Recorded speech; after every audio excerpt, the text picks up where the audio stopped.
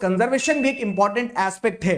महात्मा गांधी एक स्टेटमेंट देते हैं क्या कि we have sufficient to satisfy our needs but not to satisfy our greeds, और इसी चीज को ध्यान में रखते हुए कंजर्वेशन बहुत इंपॉर्टेंट हो जाता है। वो कहते हैं कि कंजर्वेशन ऐसे किया जाए कि प्रोडक्शन फॉर मासेस ना हो, प्रोडक्शन बाय मासेस हो, मतलब मास प्रोडक्शन को रिप्लेस कर दो प्रोडक्शन बाय मासेस से, कि जनता अपनी जरूरत के हिसाब से प्रोड्यूस करे। और उनके इसी आइडिया को वर्ल्ड वाइड एप्रिशिएट किया गया, अडॉप्ट किया गया। यह पूरी रिसोर्स और उसके डेवलपमेंट की कहानी थी। चैप्टर का दूसरा पार्ट यहां से शुरू होता है, जहां पे हम लैंड एज ए रिसोर्स और सॉइल एज ए रिसोर्स को देखते हैं। लैंड बहुत इंपॉर्टेंट है क्योंकि फाइनाइट मैग्नीट्यूड की रिसोर्स है, सीमित है, हमारी जरूरतें असीमित है।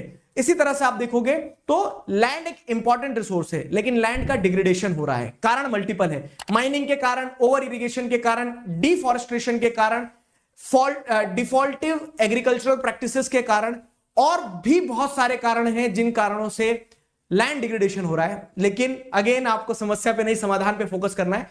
बात तो सही है। तो जो लैंड डिग्रेडेशन के कॉजेज है ना, वही उसके कंजर्वेशन की टेक्निक बन जाएगी। जैसे अगर पेड़ कट रहे हैं, डिफॉरेस्टेशन हो रहा है, तो afforestation is a way to conserve land. अगर माइनिंग हो रही है तो माइनिंग प्रैक्टिसेस को रेगुलेट किया जाए। अगर आप देख रहे हैं कि आपको ये देखने को मिल रहा है ओवर इरिगेशन एक कारण है, तो इरिगेशन को कंट्रोल तरीके से किया जाए, या फिर फॉल्टी डिफेक्टिव प्रैक्टिसेस जो एग्रीकल्चर प्रैक्टिसेस उनको सुधार किया जाए। इस तरह से लैंड कंजर्वेशन किया जा सकता है। लैंड इन जनरल हर जमीन को कहा जाएगा, चाहे वो प्लेटू हो, प्लेन हो या फिर माउंटेन हो, और सॉइल कहा जाएगा उसके टॉप लेयर को। टॉप सॉइल के हिसाब से आप देखेंगे सॉइल को अलग अलग कैटेगरीज में क्लासिफाई किया जा सकता है। जैसे कि आपकी बुक में आपको एलुवियल सॉइल के बारे में बताया गया है, ब्लैक सॉइल के बारे में बताया गया है, रेड एंड येलो सॉइल के बारे में बताया गया है, लेटराइट सॉइल के बारे में बताया गया है, माउंटेन सॉइल के बारे में बताया गया है, और एरिड सॉइल के बारे में बताया गया है। इतनी सारी सॉइल कैसे याद की जाए? इसकी निंजा टेक्निक सिंपल। हर एक सॉइल किसी ना किसी एरिया में पाई जाती है। हर एक सॉइल के अंदर कुछ ना कुछ स्पेसिफिक प्रकार की क्रॉप्स ग्रो होती है।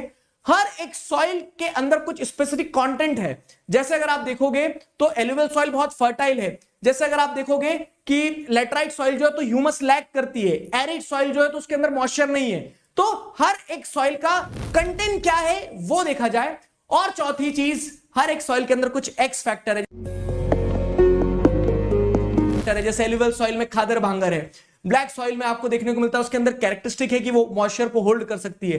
Red and yellow soil red colour की होती है, येलो कलर की होती है। और ये सारी चीजें मैंने इस चार्ट पे बहुत अच्छे से आपको समझा के रखी है। इस चार्ट को देखोगे, स्क्रीनशॉट लोगे तो सब कुछ आसान हो जाएगा। ये था सॉइल। अब अगर सॉइल के कंजर्वेशन की बात आती है तो सॉइल कंजर्वेशन भी बहुत इंपॉर्टेंट पार्ट है। क्यों? क्योंकि सॉइल इरोजन हो रहा है। सॉइल इरोजन क्या होता है?